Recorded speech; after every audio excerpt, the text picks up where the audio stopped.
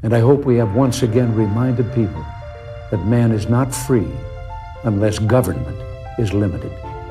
There's a clear cause and effect here that is as neat and predictable as a law of physics. As government expands, liberty contracts. America's future will be bigger, better, bolder, brighter, happier, stronger, freer, greater, and more united than ever before.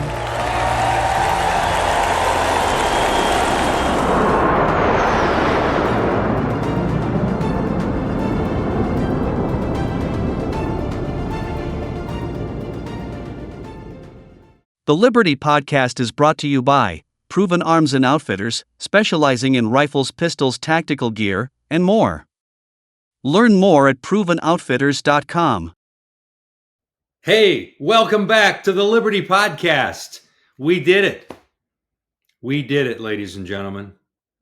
And we did it resoundingly on 5 November, Election Day 2024. We are going to make America great again. We are going to restore the strength of this country globally. We are going to reclaim our energy independence. We have so much boundless potential that once again, we can realize rather than ignore or dismiss as somehow a bygone notion that we are a formerly great country that has been strangled by our racism and our disavowance of the importance of women in men's sports and men in women's sports and you name it, the removal of God from the public square and the public school, and the ignoring of Christmas at Christmas time. Ladies and gentlemen, it is a dawning of a new day, a new era, and it's a great time to be alive. Welcome back to the Liberty Podcast.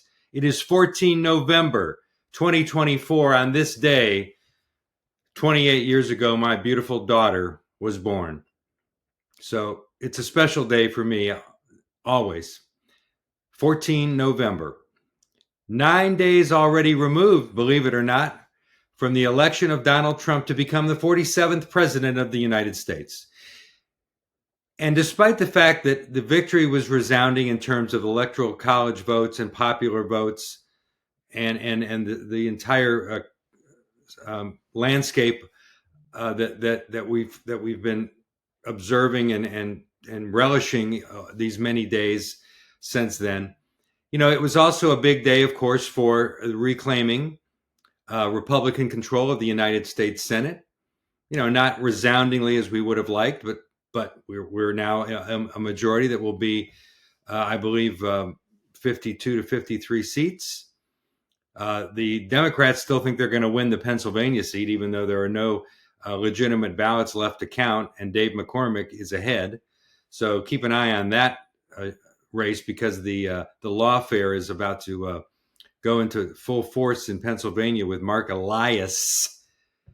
Emphasis on lie in his last name, Elias lies often, will be hounding away up there. But I think we're safe to assume that we will have the Pennsylvania seat in the Senate.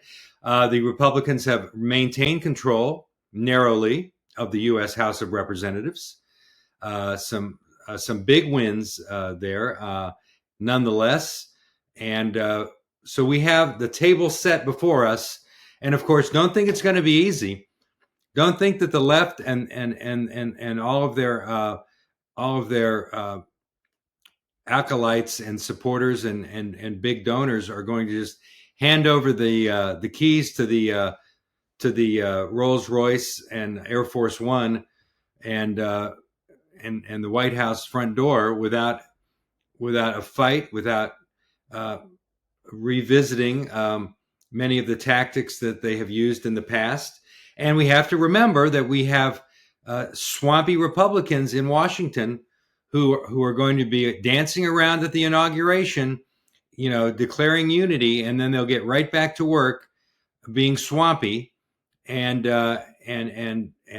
potentially giving in to their never Trump instincts Certainly, one example of that has already come to the fore in the personage of South Dakota Senator John Thune, who unfortunately, on a secret ballot on 13 November, was elected by his peers in the Senate as the Senate Majority Leader to replace the outgoing turtle, the doddering, fumbling Mitch McConnell, who, despite his declining physical and mental faculties, has nonetheless been the leader of swamp-like behavior, in the U.S. Senate for so many years. Now we have John Thune, 63 years old.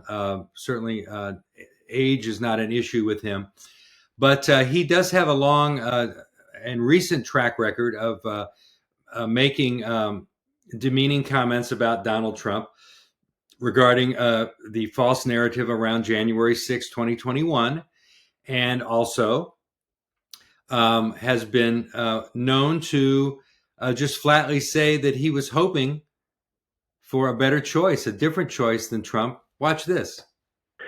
Well, I think the president encouraged people, obviously, to go up to the Capitol. I don't think you can hold him responsible for violent behavior, unless, of course, that can be proven that he encouraged that, which I have not seen. Thune again uses the word disservice to describe Trump's messaging. But I think the fact that the president for so long continued to, try and convince people in this country that the election was stolen from him was a disservice to people, and it got people to believe something that wasn't true. And I think that you could argue, I suppose, was partly the, at least at the beginning, the origin of a lot of this. Donald Trump is the Republican nominee. Would you support him? Well, I'm hoping, Leanne, to have other options. A verdict in the Trump trial could come next week if he's convicted. Could you support him still? I'm not. We'll see how the trial comes out. I'm not weighing in on that.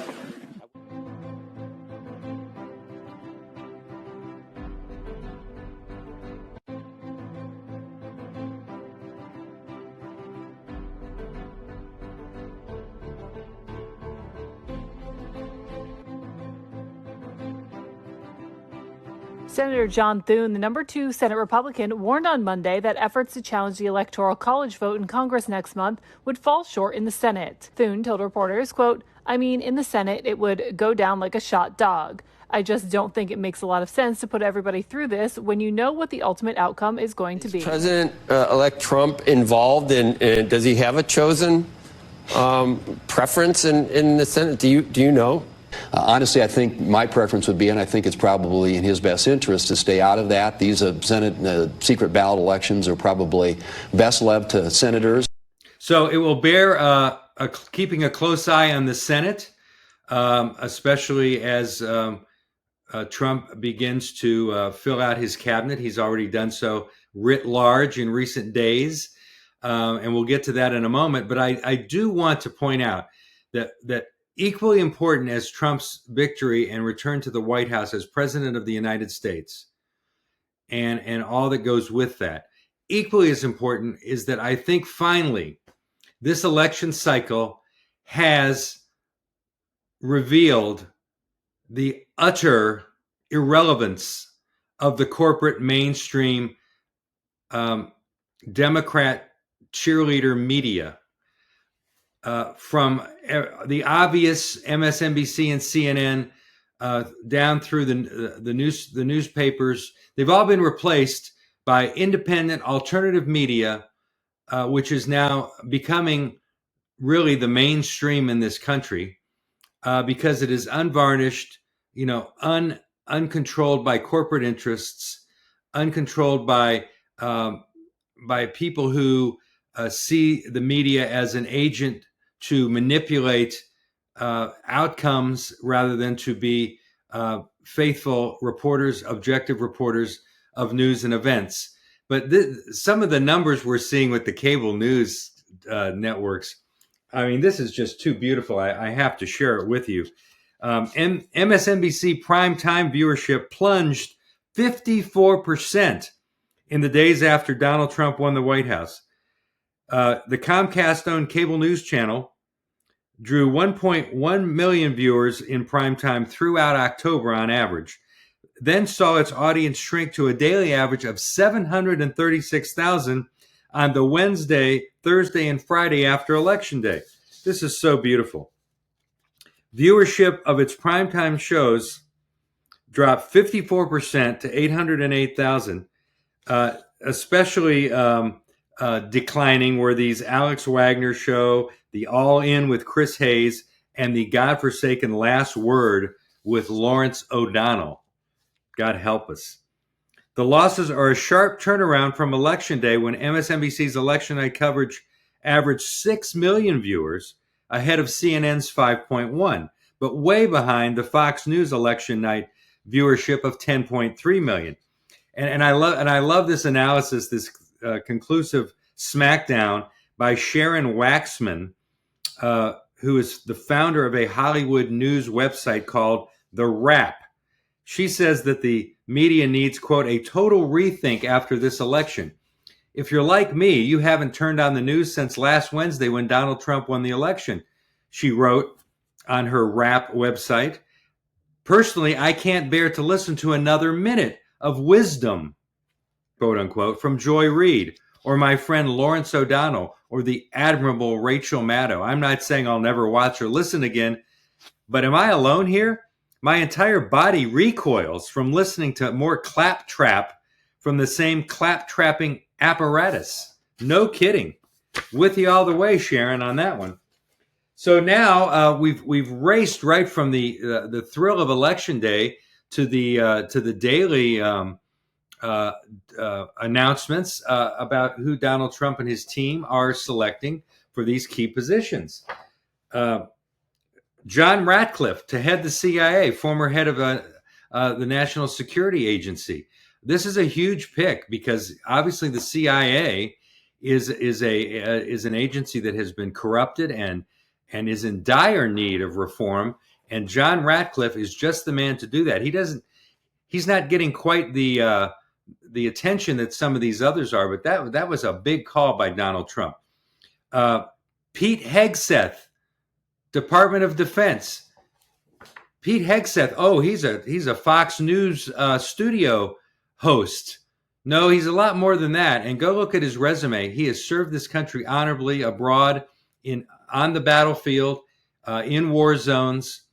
He will go into the Pentagon, which is as woke as the day is long, which has been strangled by diversity, equity, and inclusion objectives. He will clean house in there, and Lord knows we need that now more than ever.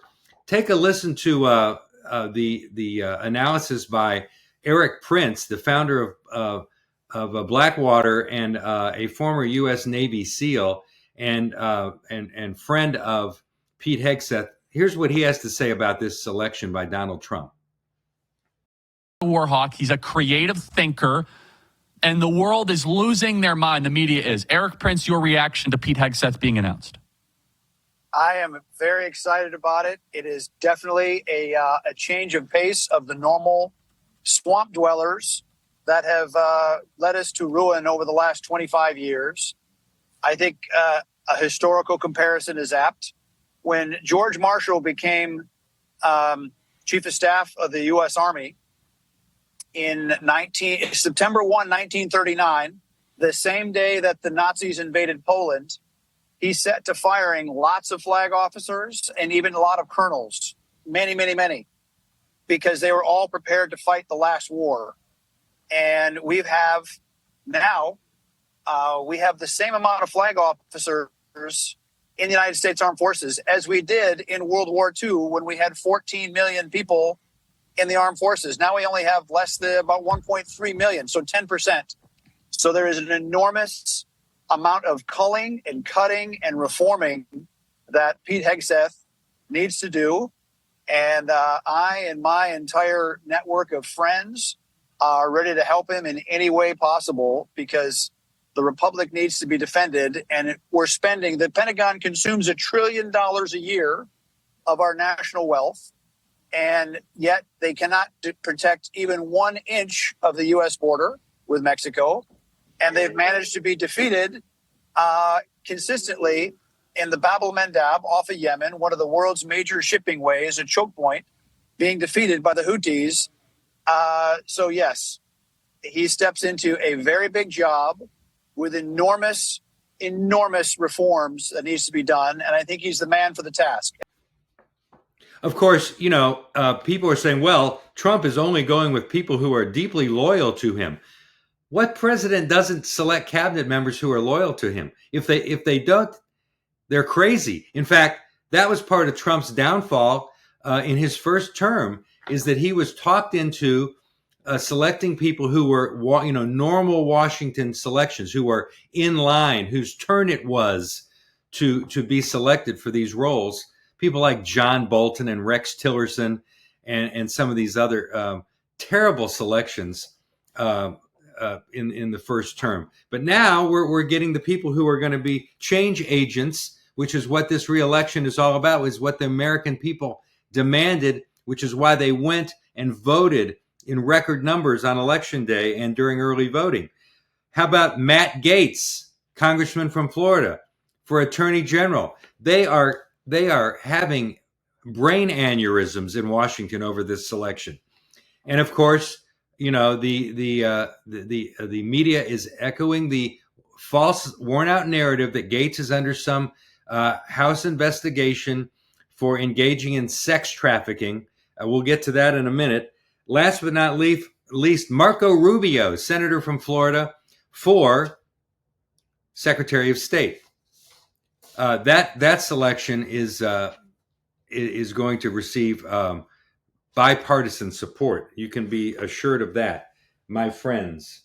All right, let's get to Matt Gaetz now. Of course, he is a fire-breathing dragon. He is unflappable. No one cross-examines an individual testifying in a hearing on Capitol Hill like Matt Gaetz does. He is intelligent. He is deeply committed to his principles and, of course, to American exceptionalism. Now, you're going to hear discussion about this investigation into whether Gaetz engaged in sex trafficking, going all the way back to 2020. The summer of 2020, the FBI executed a search warrant on Gaetz, seizing his cell phone and a cell phone belonging to his ex-girlfriend. The public learned of the investigation in 2021, when the New York Times reported that prosecutors were investigating whether Gaetz had a sexual relationship with a 17-year-old in 2019. But here is the essence of where we are with this witch hunt investigation. In September 2022, after more than 2 years of investigating Gaetz, prosecutors recommended that no charges be filed against the Florida congressman.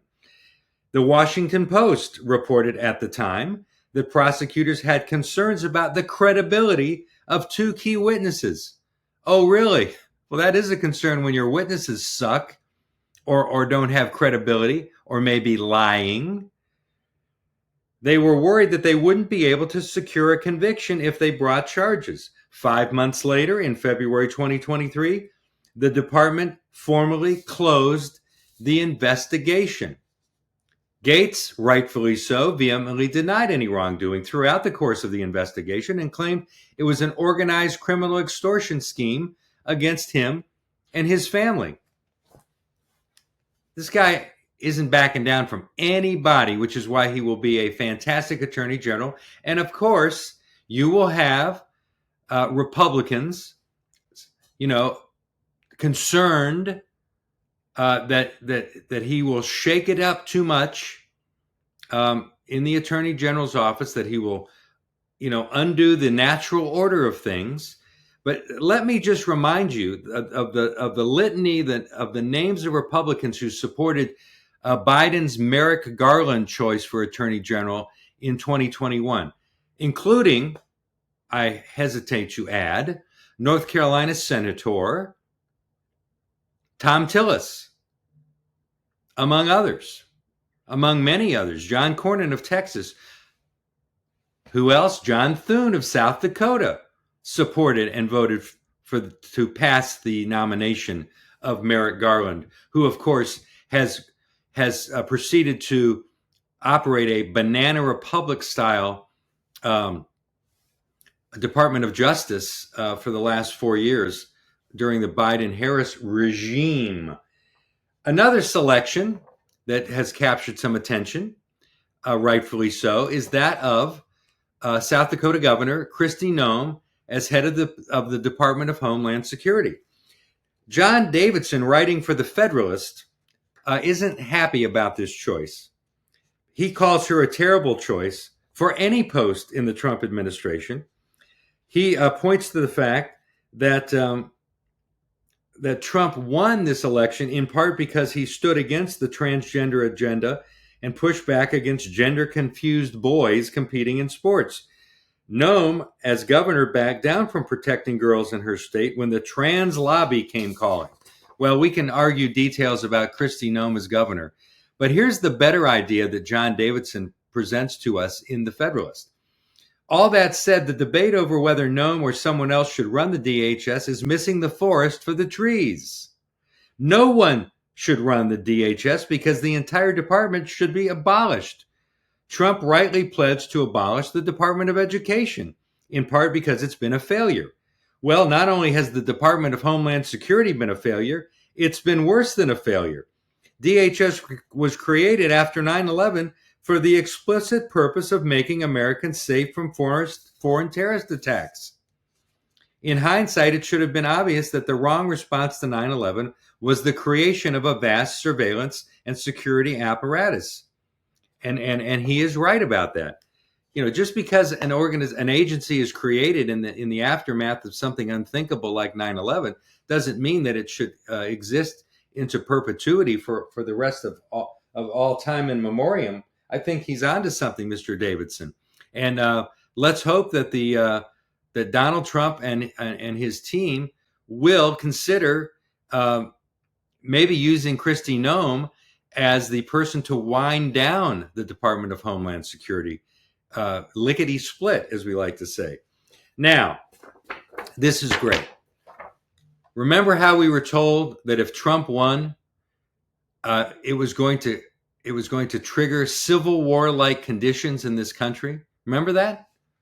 And barriers were going up all over D.C. and fences, and they surrounded the Naval Observatory where Vice President Harris resides with her goofy husband. All of this fear and loathing about what was going to happen the morning after the election.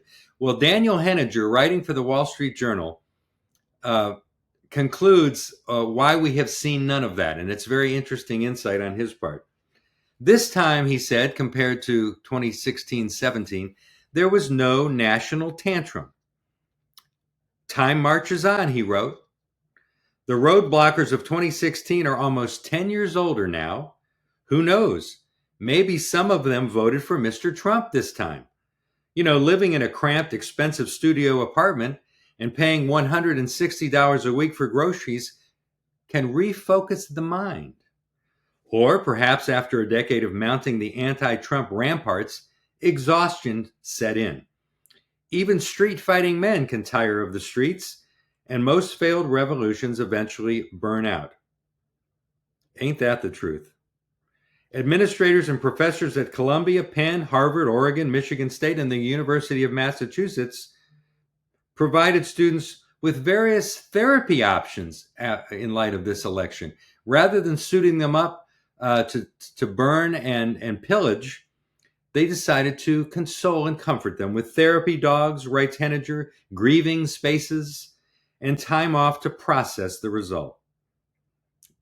At the Georgetown McCourt School of Public Policy, students were offered an afternoon of Legos and coloring books. Oh, precious. Though the poet T.S. Eliot, no doubt, was canceled years ago from college curriculums, he summarized the left's post-election reality. This is the way the world ends, he wrote, not with a bang, but with a whimper. Has it come to this? for the American left? Excellent insight by Dan Henninger. And you know who else is who is concluding the same thing and isn't happy about it? Cranky old James Carville. Listen to this. This is great. Here comes March of this year, March of 2024. Piece in the New York Times. I give an interview to Maureen Dowd. And I was talking about how the party was hemorrhaging male voters. Of course, we hemorrhaged male voters of every kind, by the way.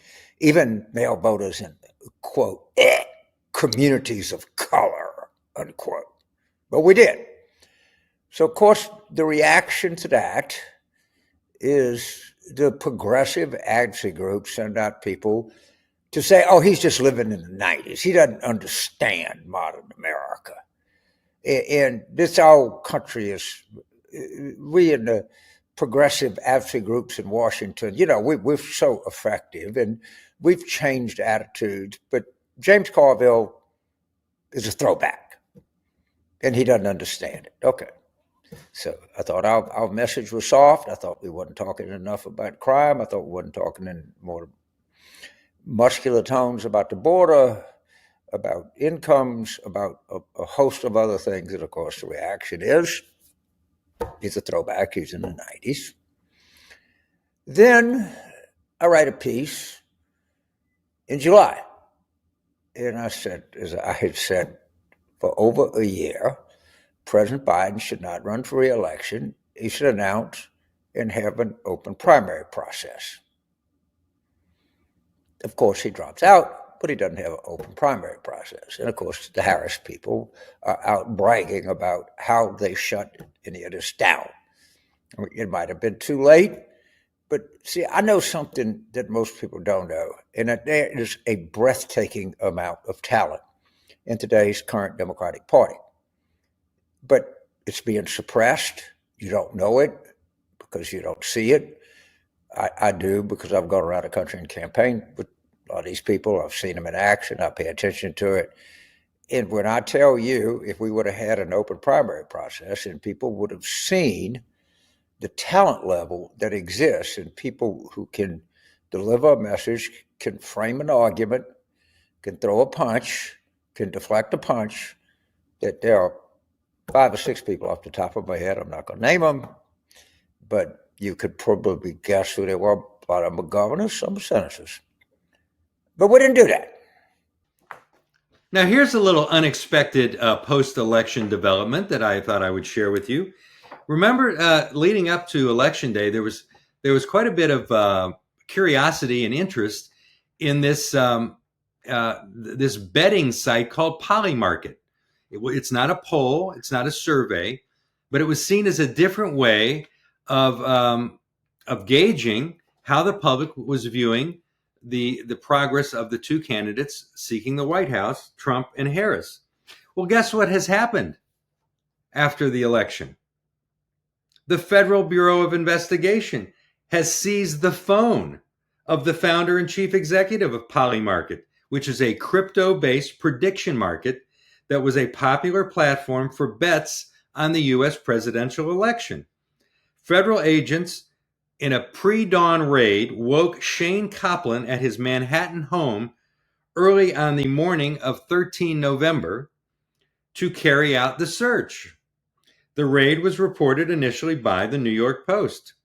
It wasn't immediately clear what prompted the FBI's search of Copland, who is 26 years old, and an entrepreneur who created the most successful prediction market in history. Polymarket quickly tied the raid to its track record in the recent presidential election, in which bettors on its platform correctly anticipated that Donald Trump would beat Vice President Harris. This, says a spokesman for Polymarket, is obvious political retribution by the outgoing administration. Polymarket is a fully transparent prediction market that helps everyday people better understand the events that matter most to them. That's interesting. So it appears that the FBI, obviously being in the tank for the Biden administration and heavily corrupted, going all the way back to the Obama years, couldn't leave well enough alone. It's going to try to teach this Polymarket founder a little bit of a lesson. Let's see where this goes. Other than the shock value, I don't think it's going anywhere, to be perfectly blunt with you folks. Another encouraging note on the return of Donald Trump to the White House is, like I said earlier about the Department of Homeland Security, maybe it needs to be revisited. And the author of that article also mentioned the Department of Education. Well, here's what Donald Trump posted on social media in the aftermath of his victory about how he sees the future of education in America and what needs to be done to fix it from the iron boot of the woke mob. Take a look at this. Tuition costs at colleges and universities have been exploding, and I mean absolutely exploding, while academics have been obsessed with indoctrinating America's youth. The time has come to reclaim our once great educational institutions from the radical left, and we will do that. Our secret weapon will be the college accreditation system. It's called accreditation for a reason. The accreditors are supposed to ensure that schools are not ripping off students and taxpayers, but they have failed totally. When I return to the White House, I will fire the radical left accreditors that have allowed our colleges to become dominated by Marxist maniacs and lunatics. We will then accept applications for new accreditors who will impose real standards on colleges once again and once and for all. These standards will include defending the American tradition and Western civilization, protecting free speech, eliminating wasteful administrative positions that drive up costs incredibly, removing all Marxist diversity, equity, and inclusion bureaucrats, offering options for accelerated and low-cost degrees, providing meaningful job placement and career services, and implementing college entrance and exit exams to prove that students are actually learning and getting their money's worth.